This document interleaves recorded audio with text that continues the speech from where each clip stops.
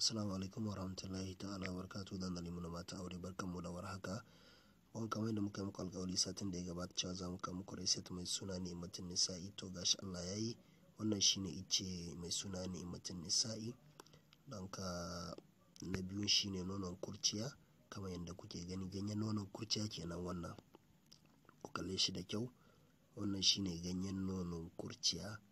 Don ka na ukun kuma shine sugar sikir karo. Don ka za ki nemi sikir karon ki ɗan ɗaiɗaikun ɗiya kamar dai guda 6 ko 7. Na hudun kuma shine dabino. Dabino mu kuma mun nemi dabino ne targal mai kyau gashi nan kamar yadda kuke gani. Za mu zo mu haɗa su kamar hakan ga su ne itatuwa guda 4. Don ka kafin nan kuma za mu tsabtace ice, ba zai rasa ƙura da wani datti ba. Idan muka tsabtace shi zai ba mu kala mai kyau wanda za mu kula da lafiya na mai ilimi ne. Don ka za mu zo mu kakkaɓe, mu hidda ƙuran shi, mu gyara shi, zai yi haka insha Allah. Don ka idan muka gyara shi hakan sai mu bada shi, mu daka shi, mu yi shi gari. Garin zai ba mu kala haka ne insha Allah. Don ka idan kika samu garin ki kamar haka, za ki nemo cokalin ki ne. Don ka na ce cokali zai zama kowa zai yi dibin wanne irin cokali, babba ko ƙarami. To ki aniya wannan babban cokali ya yi girma. Kin gan shi? Wannan cokali mace ba za ta iya sha irin shi ba, ya yi mata girma. Don ka ƙaramin cokali kamar wannan da kuke gani, ɗaya da shi kamar hakan ga shi ne mace za ta sha. Kada ki sha guda biyu. Maganin yana da matuƙan ƙarfi, yana da inganci sosai wurin magance duk wata matsalar da take ta rashin ni'ima ce ta tare da mace.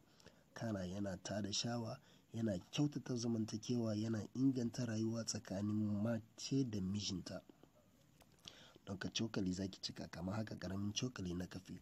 Sannan sai ki nemi zuman ki kamar yadda kuke gani. Wannan shine zuma, kuma zuma asalin zuma mai kyau za ki nema in kin same shi. In ba ki samu ba kuma walillahi alhamdu, za ki aiki da abin da yake da shi kafin ki nemi wani. Wannan madarar da muke haɗi da ita ce, in kina da taki za ki iya samun mu muna aiki da Lepik ce. Madara Lepik. Kin ganta irin kalar wadda muke amfani da ita kenan. Za ki zo ki nemi kofin ki, ki fashe madaran sai ki tsaya shi ciki kamar yadda kike ganin shi hakan nan. Don ka idan kika juye madaran ki gabaki ɗaya a cikin wannan kofin naki, sai ki zo da babban cokali, ki zo da zuman ki mai kyau, sai ki auna shi. Mu a namu haɗin za mu sa cokali koshiya 2 ne, kamar cokali 2 na zuma za mu sa.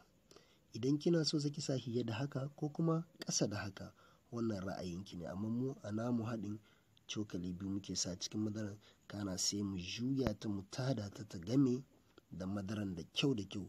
Sannan sai mu zo mu ɗauko wannan haɗin namu mai suna Ni'matul Nisa'i. Alhamdulillah, cokali ɗaya sai mu saka a cikin madaran, sai mu tada shi. Don ka za ki tada shi a hankali, a hankali, a hankali, a hankali, sai lokacin da kika tabbatar cewa lallai garin icen ya haɗu da madaran gabaki ɗaya. Idan kina bukata za ki iya ƙara ruwa a ciki. Idan baki da bukata kuma za ki iya sha shi a hakan. Don ka ki bar shi ya jiƙa da kyau kamar yadda kike gani. Idan kika sa kika fara motsa sai ki bar shi ya jiƙa da kyau. Kin gani yadda zai yi idan ya jiƙa, zai ba da kala mai kyau. Ki kaɗa shi a hakan daɗa haɗin namu ya yi. Insha Allah za mu yi amfani da shi. Duk matar da ta yi amfani da shi kuma za ta ba mu lambar yabo insha Allah. Don ka alhamdulillah nan muka zo ƙarshen wannan reset, sai wani karo in Allah ya kai mu.